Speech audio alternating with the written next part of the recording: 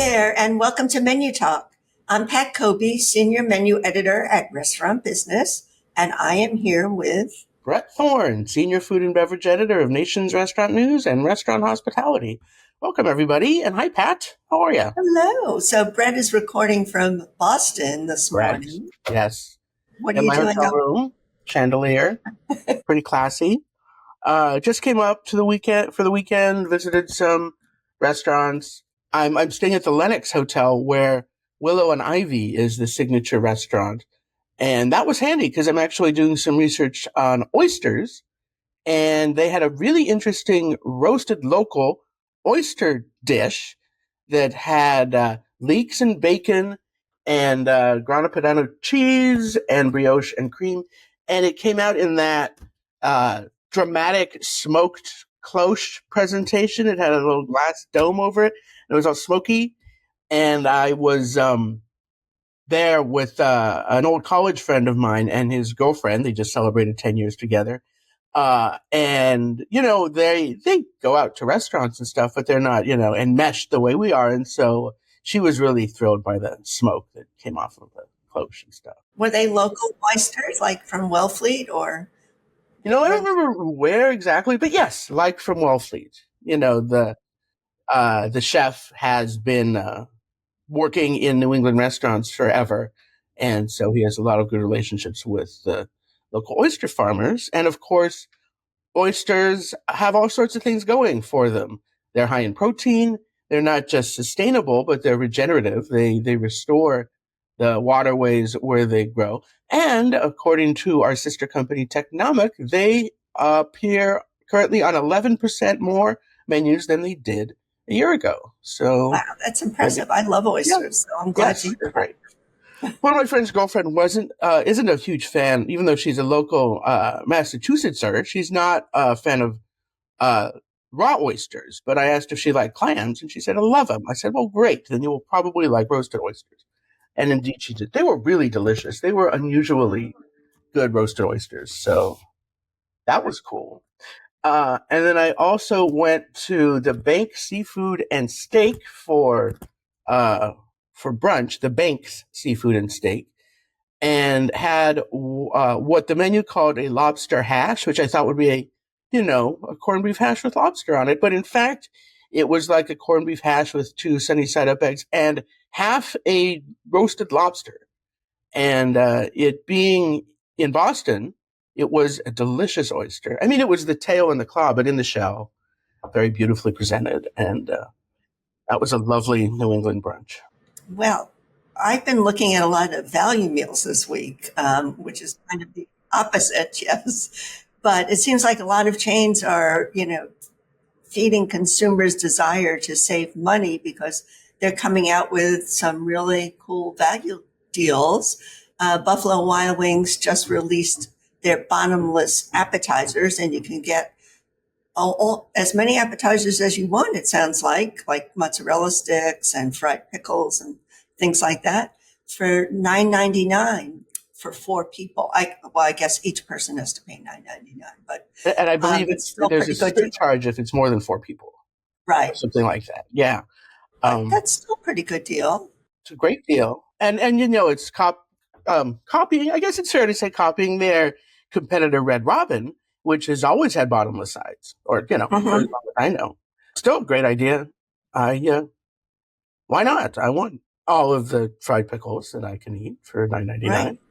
I guess it also gets people to drink more beer and cocktails because all that fried food makes you thirsty. So. Well, and it gets them in the damn door. And that is a challenge these days. Traffic is declining most places, except for Texas Roadhouse and Chili's and a couple other places. Like everybody is really struggling to get people to come inside. But what other value meals did you Well, see? so Denny's is doing 4 of their slams for breakfast for under $10 each, which is a pretty good deal. Yes, it is.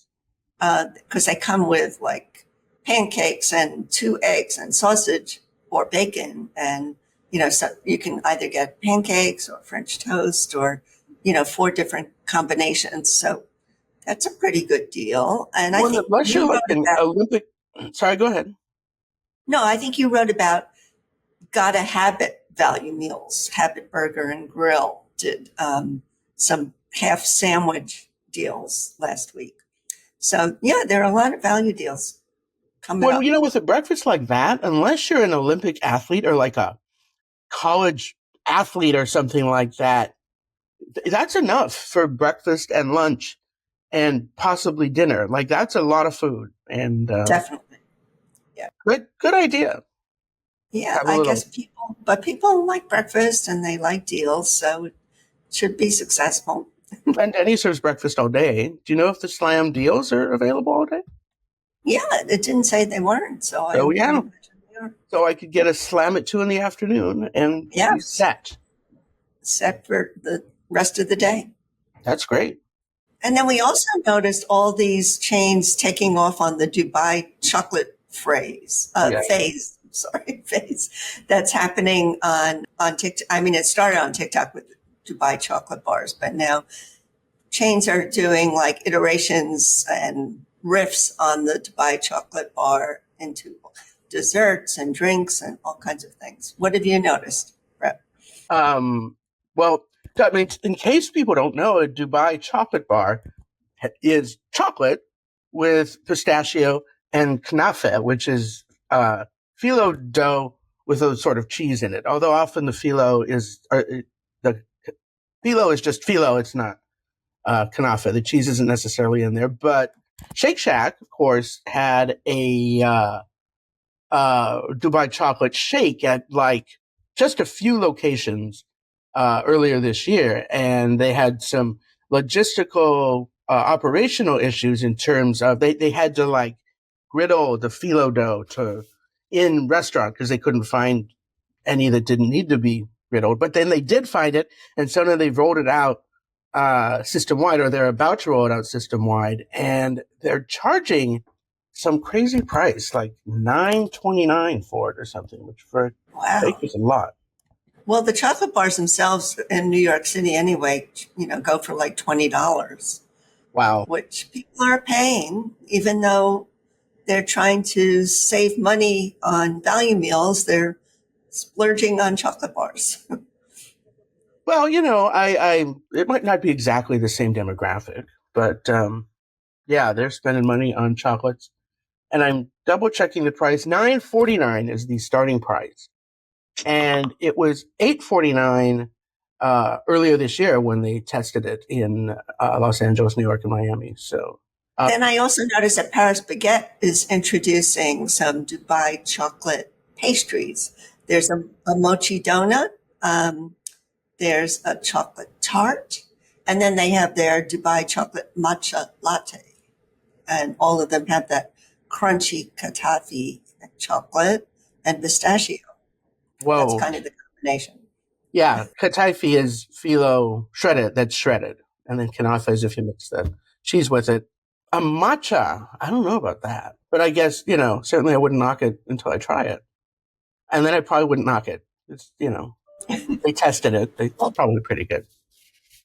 well, matcha is getting really popular, with younger people. I came across some, story about Blank Street Coffee, how their matchas, because they're very heavily sweetened though, are really attracting younger consumers that used to go to Starbucks maybe for frappuccinos. Now they're going for these ultra sweet matchas at Blank Street. Well, and Blank Street is moderately less expensive than the other coffee houses. It's still ain't cheap, but it's a little bit less expensive. And, they're quick and efficient and good customer They service, don't all really that have stuff. a place to sit though. The ones I've been in, are all like pretty much grab and go. Some have some tables outside or a couple of tables, but it's not like Starbucks wants to be, with Starbucks is putting chairs and tables back into their cafes. So They sure are. They want to be the third place again that they sort of invented. And I'm looking forward to seeing how that goes. Also, speaking of Dubai shakes, probably our audience has noticed that pistachios are the nut of the year. People are into pistachios. I'm not sure exactly why. I mean, they're delicious, but so are almonds and walnuts and cashews. Nuts are great, and they're high in protein. Everybody wants to have more protein, so that's great. which Which actually brings us to our guest this week because No kidding.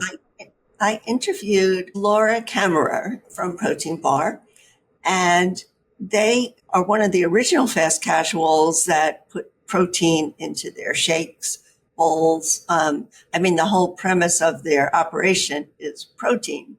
And now they're really on trend because everybody wants more protein. Makes sense. Yeah, for sure. And so Laura talked about how they're expanding. This summer, she's expanding the smoothie and shakes on the menu, making them more nutrient dense because that's one of the things that people are looking for as well. She added 8 new items, but only had to add 2 new SKUs. One was date syrup, which is another Middle Eastern ingredient, kind of like pistachios and katafi. And she also added pineapple juice. So everything else was cross-utilized to add these new smoothies and shakes. And then I think coming up soon, next month, she'll be adding steak bowls. And steak is like something that a lot of fast casuals are adding now. It's interesting because hers come in sous vide. So all they have to do is retherm them and slice them on top of a salad or a bowl. And I like when they call it retherm, which just means reheat. But, I just called it retherm. She might call it something different. I love industry people call it retherm, which is, it's like a lot of our industry terms like day part, which means meal period. But, people are part of the industry if they know the jargon. So I get it. We all want to be part of a club, including me. Speaking of steak, Arby's just today introduced a new cheesesteak sandwich. And I'm sure their steak is coming in sous vide also, because when you're a quick service or a fast casual, that's really, you can't actually cook steaks on a grill. Right. Well, they don't have grills at Arby's, right? I remember you wrote a story about their burger that they're fried because they have fryers, but they don't have griddles. So. Right. So they get sous vide is a great invention. It's really helped all these fast casual and quick service places bring in steak. For sure. But I think it's also interesting that steak does really well as a limited time offer, but people are eating chicken most of the time. And chicken is spreading everywhere like wildfire or like chicken. And, but as a special occasion OTO kind of thing, steak it really takes off.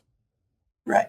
I think people, operators feel like they have to add it now because people are seeking more protein, and they feel like steak has the best quality protein, although chicken has the same. Right, it's protein. Steak has this image of having. Yeah, there's something indulgent feeling about steak, and but indulgent in a hearty way, as though you're nourishing your whole body. I don't know. People believe what they believe. Well, let's all listen to Laura Camerer talk about what's happening at Protein Bar.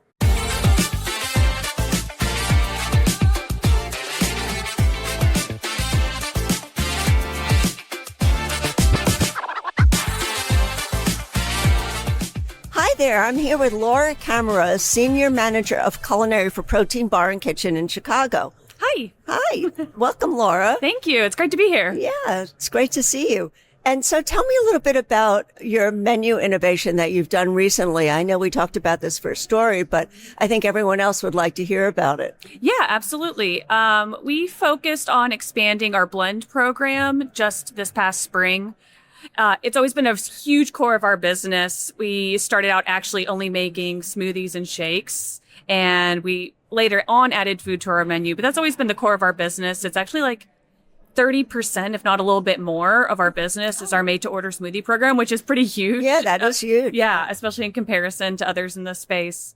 And as we noticed, people are focusing a lot more on protein, which is great because Protein Bar and Kitchen knows protein. Right. But they're also focused on like the best way to get like a really nutrient dense diet. So shakes and smoothies are really great for that. So we decided to like really focus on this part of our business, really sort of reiterate how we're experts in this space. So I went into our drink station. We thought about like, hey, what do we have on the menu? What's missing from the menu? Like what's really easy to figure out?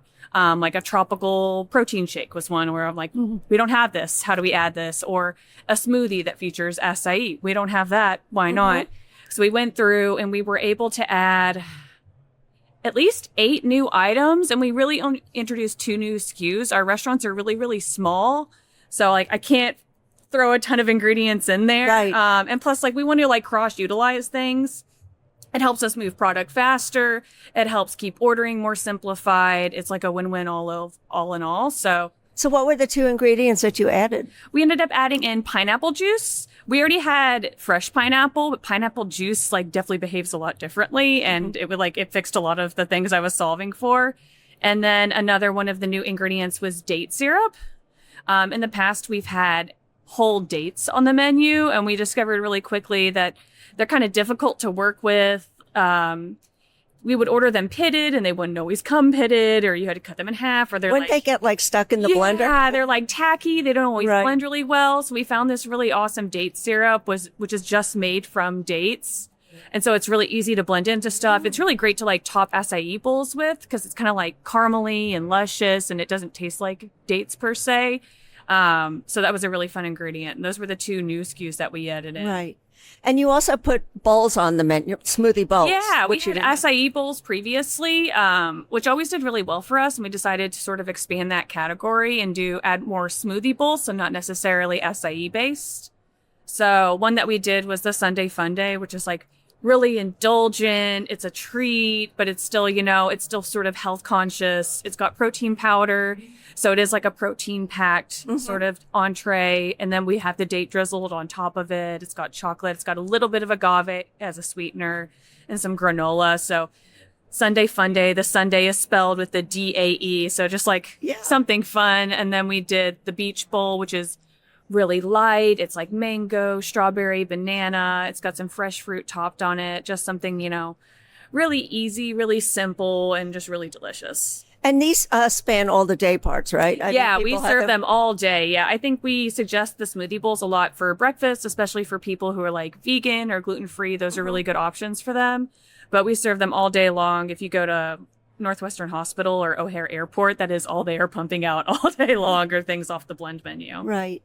But you've also had a lot of bowls on your menu since you began. I know when I used to go to Protein Bar when I lived in Chicago, I would always get the quinoa bowl with pesto. So Yeah. Is that still on the menu? Yes, absolutely. The spinach and pesto it's an OG. It's a classic. I still eat it all the time. We also now have organic brown rice, which is a really great swap out. If maybe you're tired of quinoa, maybe you're looking for some more like whole grains in your diet. So brown rice is always a good option on that one. Yeah, you were really a forerunner in that whole bowl category. And now a lot of fast casuals are doing these high protein bowls. So yeah, bowls have always been a huge part of our business. And now it's like, oh wait, now everybody's making bowls, but they still continue to be a huge part of our business. And it's where we really spend a lot of our time on is making sure that we've got interesting flavors and things happening in the menu. So what are you planning for summer? It's now May in Chicago, even though it feels like winter today. But Yeah, it's some spring in Chicago, right? For summer, so at 2 of our restaurants, we just started testing a new protein that we're aiming for a summer release. We've got a steak that we're really, really excited about. So our team is sort of working on making sure that we understand the operational implications of steak, making sure that we are able to execute it to the spec that we want, that we're serving like a really delicious, really well-made protein. And for summer, we'll be launching that steak onto 2 entrees. One is going to be a Korean steak bowl. It's going to be brown rice, spinach, a house-made Korean dressing, where we partnered with Bitchin sauce to make sort of like we're calling it like a yum yum sauce. We haven't finalized the name yet, but like a creamy sort of umami thing to temper out the spice of the Korean. And then we'll have some kimchi, some pickled onions, and some carrots with the steak. And then the other steak entree will be a steak salad and just something like really relatable. Steak, romaine, ranch, some fresh veggies, some hard-boiled eggs, something really protein-packed, but something that still eats really light since it's summer. Nobody wants a heavy lunch before they go back to the office. So are you actually going to cook the steak at each location, or does it come in where it just has to be rethermed? Or We do all of our proteins fully cooked before they come in the door. So our steak comes in sous vide, fully cooked. We're just doing a quick cook in the turbo chef to bring it back to temp, and then we dice it real quick before we throw it on the line, toss with a little bit of olive oil. So it does have sort of a shorter shelf life because it is a very high quality protein, and you can't beat it to death. And now that we're at the National Restaurant Show today, what are you looking for? I know it's your first day here, but are you trying to find new products to add? Are you looking for trends, flavors? Yeah, I think my agenda, whenever I do come to the show every year, I always want to connect with my current vendors. A lot of them I just don't get to see face to face. So I'll be going around to go find them and say hi. But I'm always looking for trends, right? Like what's the new thing that everybody's looking at the show? What's the new flavor profile that seems to be really exciting? Are there any interesting new products that I haven't seen before? And then I'm always looking for interesting soups. I think finding a good soup for Protein Bar is always like my Achilles heel. There's several checks that we're always looking for. We're always looking for something that is vegan friendly, something that has no gluten in it, and something that's protein packed, which is 3 things that are really hard to find in a soup. Fingers crossed, this year's my year. Yeah, because I really like soup at fast casuals, and there are very few that serve it. And I think it's a real differentiator. Yeah, soup is always really fun. It's a great winter seasonal. It doesn't require a ton of complex work. Yeah, and people really like it. Like, who doesn't want a bowl of soup when it's, especially Chicago winter, like, yeah, it hits definitely. the spot. Tell me a little bit about Protein's expansion. I know you're in airports now, and in other states other than Illinois. So so we've got 13 locations here in the Chicagoland area, including in Terminal 5 in O'Hare. So if you happen to be flying Terminal 5, we're right there past security. That location's been open for, I want to say, about 9 months now. It's been really great. It's a ton of learning. The airport is a whole different place, different behaviors, just different everything. Yeah. But then we also, about a year ago, maybe 10 months ago, we opened up our location in Salt Lake City Airport. Oh. Which is huge. Like, it's so far away. Yeah. And then we also opened up around the same time in LaGuardia over in New York City. Yeah, I noticed. I flew out of LaGuardia to come here, and I noticed the Protein. Oh, yeah. That's a super fun spot. They're not a traditional protein bar. It's not the full menu. It's just, the blend station. We do a little bit of breakfast. But it's mostly just blends, so smoothies, shakes, and then the smoothie bowls. Oh. And it's been incredibly successful. We're really excited about the business that they're doing. We've got a couple locations that should be coming online end of this year, if not early next year. I don't know the exact timeline, but we did recently sign a new franchisee in Indianapolis. They're going to be opening up 3 locations there. So they're working on sort of site selection right now. Very excited to be in the Indianapolis market with those franchisee operators. And then I think we're looking at Boise Airport. So hopefully that one should be coming online later this year. I know construction has started, so hopefully it goes well. And are you thinking of coming east at all, east of Indianapolis? Like to Washington, D.C.? Yeah, I don't think anything's really off limits per se. I think especially like outside of the airport space, as we look to expand, we're looking to sort of like grow slowly out of the Chicagoland area. Like, we don't want to open up like first thing first in LA. We want to make sure that like we're a little bit closer to home. We can make sure to support these new locations as they come online, and sort of like, especially building out our supply chain slowly to make sure that everybody can be supported. We're not running into issues getting things like acai puree or almond milk or those other like really vital ingredients to the business. Are most of your ingredients made in the U.S. or do you import things from, well, obviously, like maybe for the Korean bowls, you might import a sauce or something like that? Most things are domestically made. We don't have a crazy ingredient list. Most of our stuff is, produce. Yeah. Or just like grocery staples. The acai puree, for example, that one comes out of Brazil, as all acai does in one way or another. But otherwise, we're not importing a whole lot of stuff. Most of the stuff is fast scratch, so we're making it in-house, or it's a very easy, like our toasted sesame dressing, for example, is our house-made chia dressing, and then we add in toasted sesame oil. So we're doing a lot of like cross-utilization even within our prep. Yeah, that's very smart. So you don't have to worry too much about tariffs getting out of it. No, thank God. Yeah. Well, is there anything else you want to add about Protein Bar and Kitchen? Not a whole lot. We're just really excited to be at the show. We're really excited to see our business continue to grow. The warm weather's here, which is always great for PBK.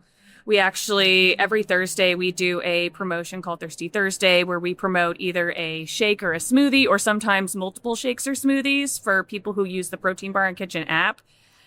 This past Thursday it was in celebration of our 16th birthday, our sweet 16. Oh, nice. We did a super Thirsty Thursday, and we sold over 3,000 shakes and smoothies in a single day. It was crazy. So the teams did a great job. I'm sure they were just slammed all day on the drink station. But we sold a ton of the new stuff too. So we were really excited. So if anyone out there needs the Protein Bar app, now's a good time to download it. Well, thank you so much, Laura. This has been a lot of fun, and enjoy the show. Yeah, thank you so much, Pat.